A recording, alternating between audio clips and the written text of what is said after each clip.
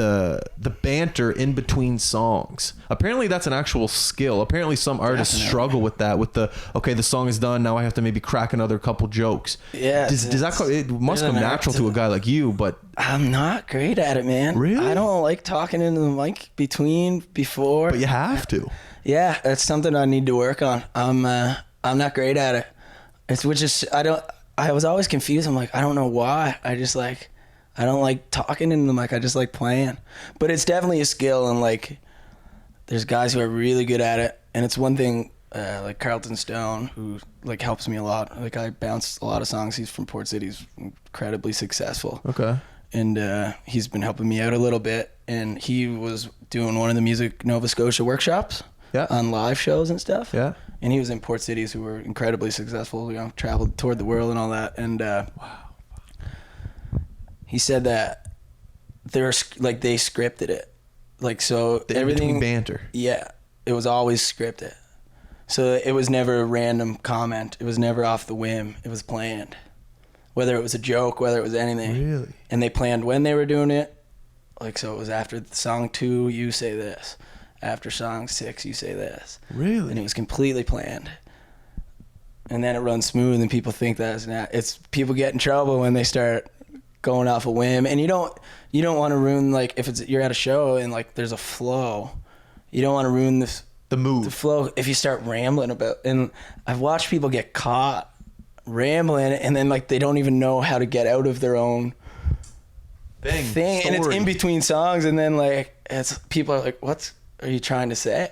Yeah, you got to keep it short and sweet. You don't really need to say anything because it's music, but it's like you can add to your show with it, but you can take away too if you say the wrong thing. It's an interesting science. And if you ruin the flow, like if your show has a certain flow and the audience feels a certain flow, you don't want to take away from that by thinking you have something clever to say. Yeah. And then it doesn't come out like you wanted it to, and then it's just like an awkward moment, and then you start playing. It's funny how you describe it compared to what I think about it, because I will never be in that situation, but you're in it all the time. So it's interesting you speaking about it and me thinking about it, because I don't even think of that. When I see a guy up there singing, then in between songs, I just think, oh, he's comfortable. He's in front of 5,000 people right now. He'll just know what to say. Yeah. That's what I think. Yeah, no, it's tough. Like some people are better at. There's a guy, Donovan Woods is one of my favorite writers. He's from Ontario. He's been to like Gordy's songwriting camps, and I went to see him at St. Michael's Church in Halifax a couple summers ago. Okay,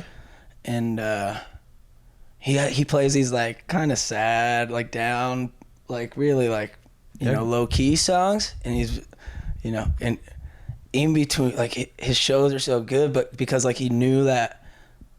In his songs, people are like way down here, but they're so nice. Like he's such a good writer, but they're usually heavy or somewhat sad, heartbreaky, whatever it is. Yeah. But then he's just hilarious.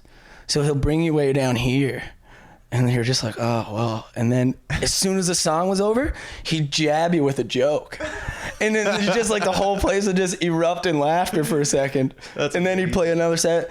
And every time he was like so good. It was one of the best I ever saw. Really? And he just like, and then a song would bring you back down here, and everyone would just like be back in that mode. And then like he'd come back and he'd jab you again, and you're just like, he got me again. Like you didn't see it coming every time. He was the best. He was like the best at it. No way. Yeah, it's a skill, man. It's a whole different thing. A whole different thing. It's like a comedy show. Yeah, and it's part of your show and your performance, and it's tough. But then I don't know. I do a lot of songwriter circles as well, where like 3 songwriters will be on the stage, and you kind of like he'll play a song. They'll play a song, they'll play a song. And in between, it's more about storytelling. Like, so that's an actual topic in the songwriter circle, is the storytelling. You kind of tell the story about the song. Before. Okay, and then you play the song. So you give the audience the story on when you wrote it or what it's about or what you're up to or whatever. Yeah. And then you play the song. So I've been doing a lot of those, and I've been developing like that a little bit. But what I learned was like, I need to have a plan. So, and at the start, I was like, you get...